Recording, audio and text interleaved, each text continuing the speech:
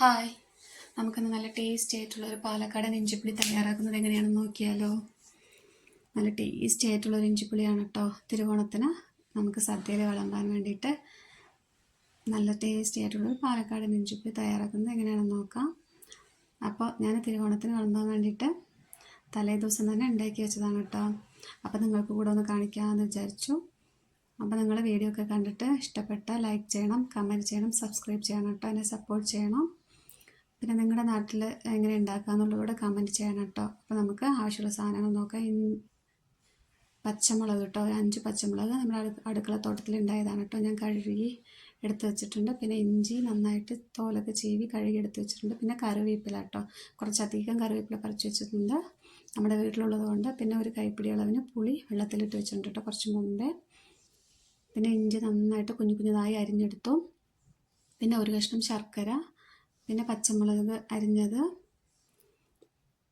പിന്നെ നമുക്ക് വെളിച്ചെണ്ണ വേണം.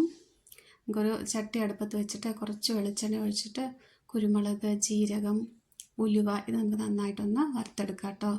എൻ്റെ അടുത്ത് കട്ടി പെരുങ്കായം ഇല്ലാത്തതുകൊണ്ട് ഞാൻ പൗഡറായിട്ടുള്ള പെരുങ്കായാണ് കേട്ടോ ഇടുന്നത്, കായപ്പൊടിയാണ് കേട്ടോ ഇടുന്നത്. അതുകൊണ്ട് ഞാൻ ഇറക്കുമ്പോൾ കായപ്പൊടി ഇട്ട് ഇറക്കാമെന്ന് വിചാരിച്ചിട്ടാണ് കേട്ടോ.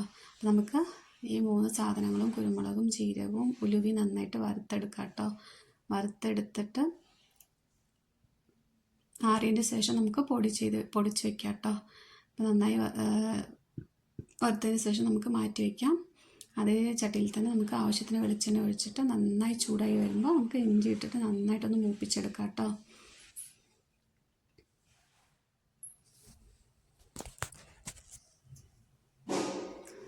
ഇഞ്ചിയിട്ട് നമുക്ക് നന്നായിട്ടൊന്ന് ഇളക്കിയിട്ട് പച്ചമുളക് ഇടാം കേട്ടോ.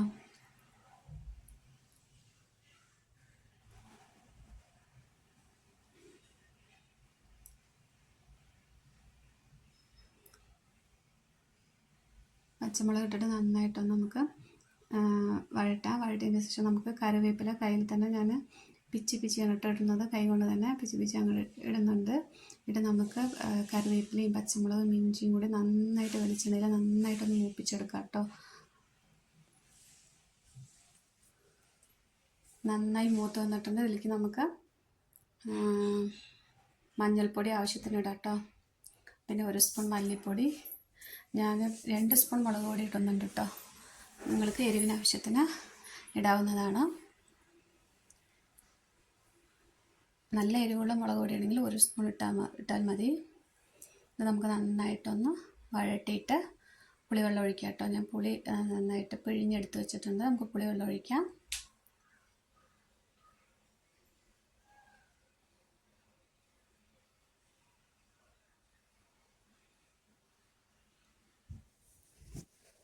പുളിവെള്ളം ഒഴിച്ച് നന്നായിട്ടൊന്ന് മിക്സ് ചെയ്തിട്ട് കുറച്ച് വെള്ളം കൂടെ ഒഴിക്കുന്നുണ്ട് കേട്ടോ.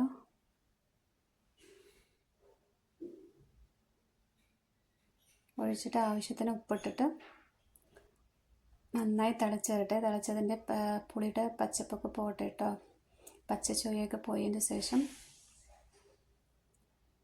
നന്നായി തിളച്ച് വന്നോട്ടോ. അതിൻ്റെ പച്ച ചൊവ്വയൊക്കെ പോയിട്ടോ. നമുക്ക് കുരുമുളകും ജീരകവും ഉലുവയൊക്കെ നമ്മൾ പൊടിച്ച് വെച്ചു കേട്ടോ.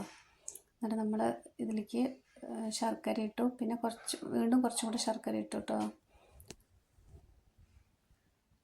നന്നായി തിളച്ച് കുറുകി വന്നു കേട്ടോ. എണ്ണയൊക്കെ തെളിഞ്ഞു വന്നു. നമുക്ക് കായപ്പൊടി ഇടാം. കായപ്പൊടി ഇട്ടിട്ട് നമുക്ക് നന്നായിട്ടൊന്ന് മിക്സ് ചെയ്ത് കൊടുത്തിട്ട് നമ്മൾ പൊടിച്ച് വെച്ചിരുന്ന കുരുമുളക്, ജീരകം, ഉലുവ കൂടി പൊടിച്ച് വെച്ചിട്ടുണ്ടല്ലോ, ആ കൂട്ടിട്ട് കൊടുക്കാം കേട്ടോ. ഇട്ട് കൊടുത്ത് നന്നായിട്ടൊന്ന് മിക്സ് ചെയ്തു.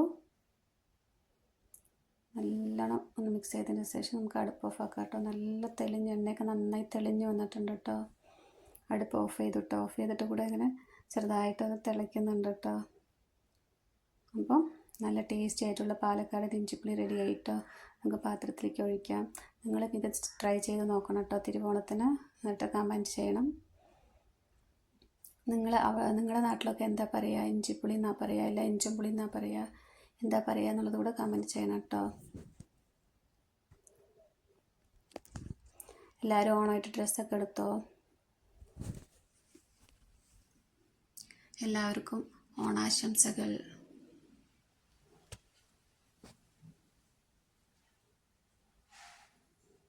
Thank you.